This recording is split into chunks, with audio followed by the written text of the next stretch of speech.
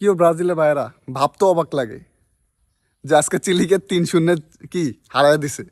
যে এই ব্রাজিল এতদিন কই ছিল, এই ব্রাজিল এতদিন কি খেলছে, আজকে কি খেলতে আছে, এটাই তো ভাবতেছেন। হ্যাঁ, এটা দিয়ে বুঝিয়ে দিছে যে পরবর্তী যে খেলাগুলো হবে এটা দিয়ে বুঝিয়ে দিছে ব্রাজিল আমাদের সাথে খেলতে এলে একটু ভাইবা চিন্তা খেললো। আমরা এতদিন যাই খরা মরা ছিল আমাদের, এখন আর খরা মরা নাই। আমরা ভাই আগে থেকে স্ট্রং হয়ে গেছি প্লেয়ার, বুঝো নাই? এটা বুঝিয়ে দিচ্ছে আগামী আগামী বিশ্বকাপ, আগামী 26 বিশ্বকাপ আমাদের ঘরে আসবে, আর অন্য কোথাও যাব না। এখন অনেকজন এখন আর্জেন্টিনা সাপোর্টাররা বলবেন যে ভাই আমরা কি তাহলে কি আঙ্গুল চুষবো? ভাই আপনারা আঙ্গুলই চুষবেন, বুঝেন না? আপনারা আঙ্গুল চুষতে আইছেন। আর ব্রাজিল বুঝেন না, এবার কাপ নিব ইনশাল্লাহ। মনে হয় না যে মনে হইতেছে ভাই, আমি মনে হইতেছে আপনাদের সাথে এখানে যোগ মারতেছে, আসলে আপনারা যদি মনে করেন তাহলে ওইটাই। কিন্তু ব্রাজিল আগামী 26 বিশ্বকাপ নিবে।